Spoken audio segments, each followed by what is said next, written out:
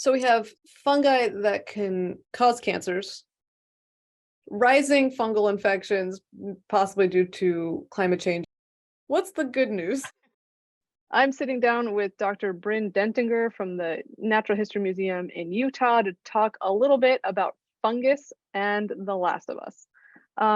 So Bryn, can you tell us a little bit about your research? So I study fungal diversity globally. I do a lot of field work around the world, and then we bring collections back to the museum and study them using DNA sequencing. So we use whole genomes and compare them to reconstruct the evolutionary history of those organisms and try to understand where they came from and what kinds of things they might be doing. So I think people are mostly familiar with fungus in the form of either mushrooms or mold growing on their sort of leftover food. How is a fungus different from a plant or an animal? They have an independent origin. They actually share a recent common ancestor with animals, but that was about 1.5 billion years ago. So they've diverged quite a bit from animals. And in fact, I like to look at it as they took the opposite strategy than animals. So animals, we have to ingest our food. We have an internal system for absorbing nutrients. The fungus is the opposite. It's like if you took our stomachs and you folded them outside, that's a fungus. So they excrete their digestive enzymes into their environment. They break down whatever's around them, and then they reabsorb the nutrients. And that's how most, well, really all fungi live. The mushrooms that we see on the surface, if we take a hike around the woods or if we go grocery shopping, that's not what we're talking about here when we talk about fungus in general. That's just part of the body. Can you tell us a little bit more about that? Yeah, so the mushroom is the reproductive structure of a fungus. Not all fungi produce mushrooms. A small fraction of the total diversity are mushrooms, although there's still about 20,000 of them out there, species that is. So they exist. They're sort of like analogous to flowers or fruits. Genetically, they're different. They perform differently than a flower or fruit, but they're somewhat analogous to that. And the whole body of the fungus is mostly, well, I guess it depends on the situation, what kind of fungus it is, but a lot of the time they're sort of network-like fibers underground. Is that right? Yeah, so many fungi are filamentous fungi, and they form their bodies out of single-celled threads in chains, single cells in chains. They make up these threads or filaments that we call hyphae, and then the total mass of hyphae of an individual is called a mycelium.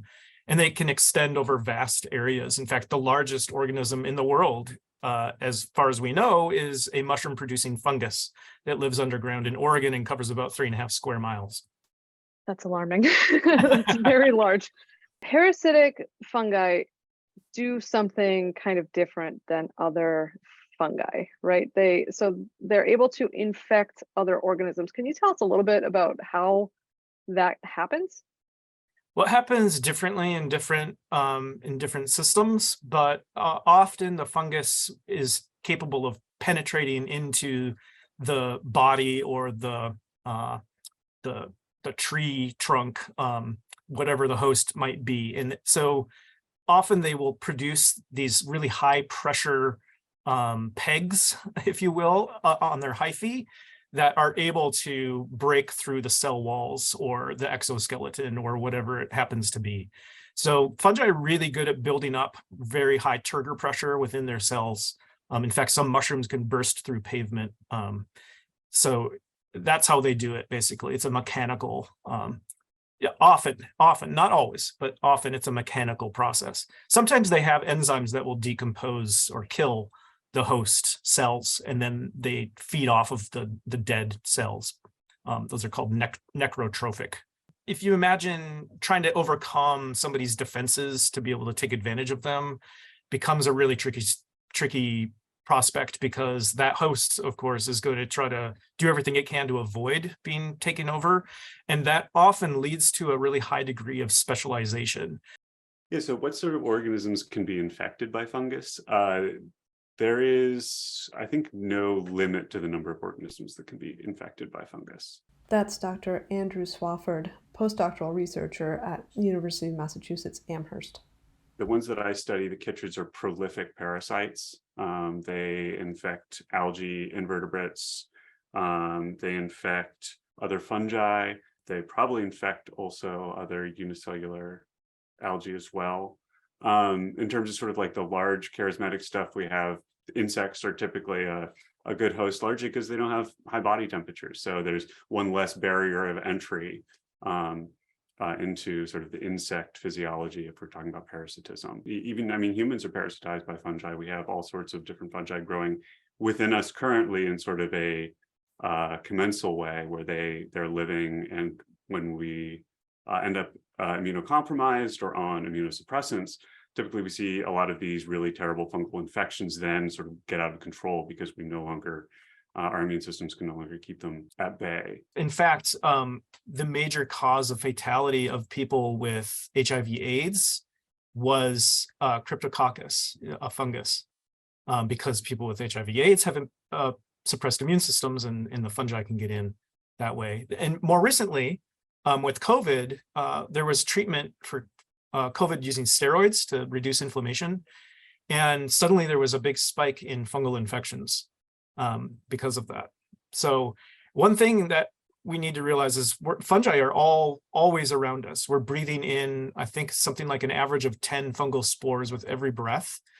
And so, the mucus in our lungs are really important for us to get rid of those spores before they can grow and take over. But if you have, if you're unable to expel that mucus, or you have a suppressed immune system, those fungi are going to be able to potentially take over quite rapidly.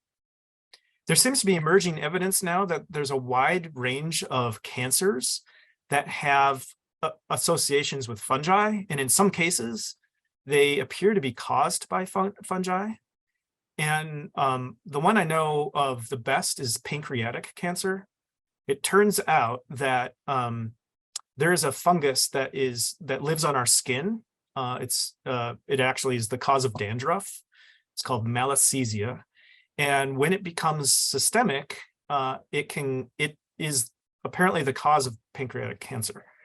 And it's been shown mechanistically how there's a feedback loop between the fungus and our immune systems, which causes this rapid increase in tumor growth in the pancreas, which is why pancreatic cancer progresses so rapidly and is so fatal. So fungi, I don't think anybody ever would have predicted that fungi could be involved in cancer 10 years ago. But as soon as people started looking, and it turns out that there is a very strong association in at least some cancers, there's now increasing recognition that fungi may be actually really important in cancer.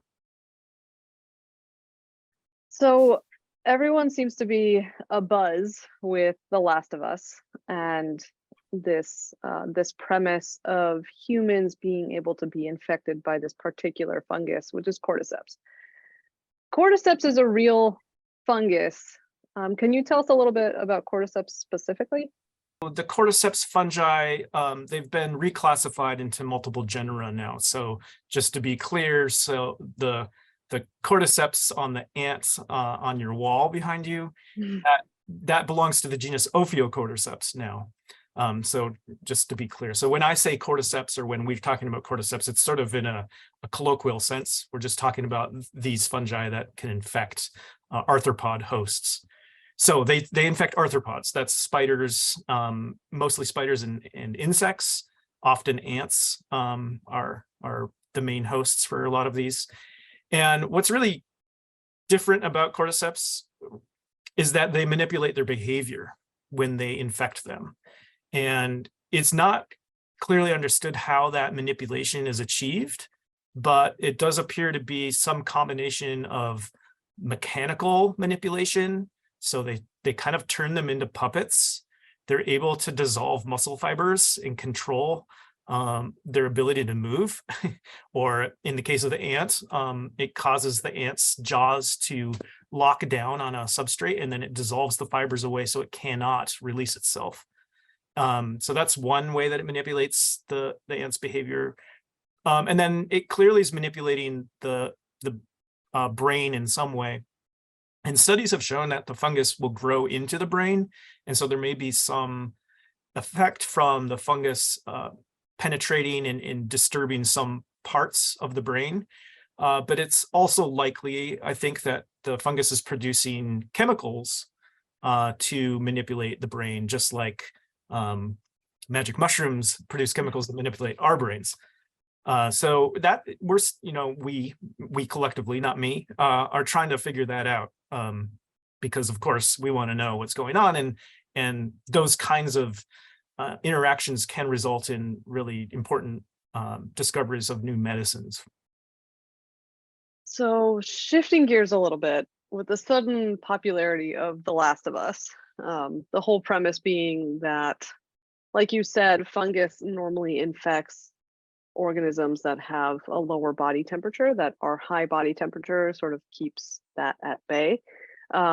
But in the show, with climate change, that this type of fungus that they broadly refer to as cordyceps mutates so that it can start to infect warmer bodied hosts. With climate change, global temperatures going up, is there a potential for Ophiocordyceps to sort of mutate so that it could infect organisms beyond insects? So I think asking an evolutionary biologist if there is a potential for anything will always get you a cautious yes. Do I think it will happen? No. But this is the sort of premise that global climate change and the warming temperatures are going to cause sort of a lower barrier of entry for human infection is 100% correct. That's something, so my lab, the lab that I'm in, Fritz Leyland lab at UMass Amherst, also works on a amoeba called Naegleria. And one of the big concerns, because it's found in warm water. So as the water is warm, this brain-eating amoeba becomes more and more prevalent in the water. And so one of the big things we're concerned about is you can actually see in the past decades, the cases are creeping further and further northward. And so that's sort of, I think, the sort of premise behind global climate change driving warmer temperatures, lowering this barrier to entry into the human sort of physiological system is definitely correct.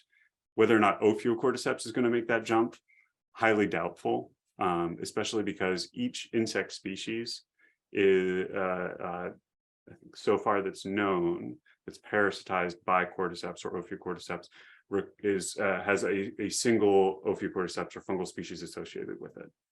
And dropping one fungus into a new host species, sometimes if they're close enough, you get an infection, but you lose those sort of behavioral modifications almost right away. So it would require millions of years of evolution or extremely bad luck on our part and good luck on their part in terms of the random mutation and evolutionary process. We have humans breathing in fungus almost constantly. Fungi that can cause cancers, rising fungal infections, possibly due to climate change and increased global temperatures, and just general fungus causing diseases worldwide. What's the good news? Well, they're super important to our environment, like we were talking. We wouldn't, for our long-term survival, we need fungi. They're absolutely critical to us. So, there is that other end of the spectrum. But, I think there's good reason to start learning a little bit more about them, right?